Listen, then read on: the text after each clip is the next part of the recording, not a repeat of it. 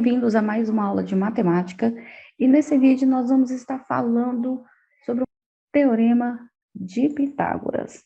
Eu sou a professora Fernanda, muito bem-vindo ao meu canal. E vou estar trazendo para vocês a ideia inicial, uma apresentação de onde é que esse teorema, ele é aplicado.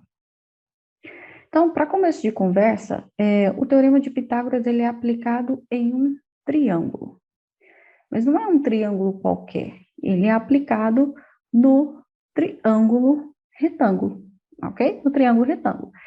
E caso você não se lembre, o triângulo retângulo ele é aquele triângulo que tem um ângulo de 90 graus, certo? Um ângulo de 90 graus, e os outros dois ângulos deste triângulo são ângulos agudos.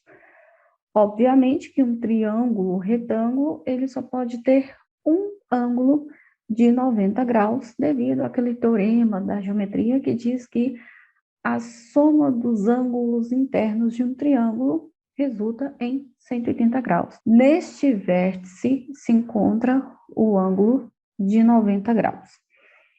Os lados do triângulo, eles recebem nomes específicos. E estes lados vão receber nomes específicos a depender do tão importante ângulo de 90 graus, que é esse carinha aqui. Este lado que fica de frente para o ângulo de 90 graus, perceba que nós temos três lados. Esse lado que é formado entre os vértices C e B, é justamente o lado que está de frente, oposto ao ângulo de 90 graus. Esse lado do triângulo, então, a gente batiza de hipotenusa, ok? E uma curiosidade também, se você notar até pelo desenho, a hipotenusa vai ser o maior lado do triângulo retângulo, ok? Então, de novo, o ângulo de 90 graus, ele traz para a gente, ele é o ponto de referência dos endereços para a gente dar nomes aos lados. Logo, o lado que fica de frente para o ângulo de 90 graus, alguns dizem oposto ao ângulo de 90 graus, é justamente o lado que nós batizamos de hipotenusa, ok? E é o maior lado do triângulo. Os outros dois lados, no caso o lado AC e o lado AB aqui do meu desenho, vocês podem notar que eles formam os lados deste ângulo de 90 graus. Esses lados, então, do triângulo recebem nomes de cateto. Então, aqui nós temos dois catetos. Estou colocando de cores diferentes justamente porque eles podem sim ter medidas diferentes, tá bom? Então, são os três principais elementos. Eu reconheço aonde está o ângulo de 90 graus, o lado oposto ao ângulo de 90 é a hipotenusa, e os outros dois lados do meu triângulo são chamados de cateto. Esse lado CB, que é a hipotenusa, eu vou dizer que ela mede A, ok? Vou definir aqui que ela mede A. E, para facilitar a nossa vida também, o lado oposto ao vértice B, que é este cateto, eu vou dizer que ele mede Bzinho. E o outro cateto, que é o cateto formado pelo lado AB, eu vou dizer que ele mede Czinho. Então, veja bem, eu estou aqui diante de um triângulo retângulo, o lado oposto ao ângulo de 90 graus é a hipotenusa, e esse mesmo lado está oposto ao vértice A, eu vou dizer que ele mede Azinho. O lado que está oposto ao vértice B, eu vou dizer que mede Bzinho, e o lado oposto ao vértice C, eu vou dizer que mede Czinho, só para ajudar a gente. O que acontece na história, então, do Pitágoras? O Pitágoras, ele percebeu o seguinte, o que ele fez? Já que eu tenho as medidas dos lados, ele pensou o seguinte, vamos lá.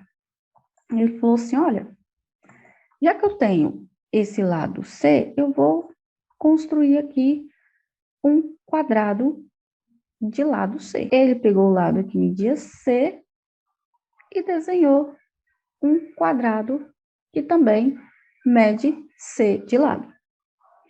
E aí, ele aplicou a mesma ideia nos outros lados. Então, veja bem, esse outro lado mede B, um quadrado de lado, medida B. Ele fez a mesma coisa com a hipotenusa. Ele foi lá e desenhou um quadrado de medidas. Deixa eu desenhar um quadrado aqui e a gente gira ele. Ele foi lá e desenhou um quadrado cuja medida dos lados seja A. E ele percebeu algo relacionado com as áreas desses quadrados. Esse quadrado aqui, preto, se ele tem medida de lado A, todo lado mede A, significa que a área dele, a sua área, vai ser A vezes A. E aí, pensando na mesma ideia, o que que ele fez? Ele calculou também a área dos outros dois quadrados. Então, a área dele é B ao quadrado. De forma análoga, e a área desse quadrado é C ao quadrado. O que que ele percebeu? Ele percebeu que a área desse quadrado amarelo com a área desse quadrado rosa, se somasse as duas áreas, elas caberiam exatamente na área desse quadrado preto. Ou seja, dentro do quadrado preto cabe a área do quadrado amarelo e a área do quadrado rosa, tá bom? Então, a soma dos quadrados dos catetos é exatamente igual à área do quadrado da hipotenusa, ok? A relação do teorema de Pitágoras, a medida da hipotenusa ao quadrado é igual à soma dos quadrados das medidas dos outros catetos, né? Dos catetos, ok? Então, o Pitágoras, ele associou a relação entre medidas de lados de triângulo com a área de quadrados.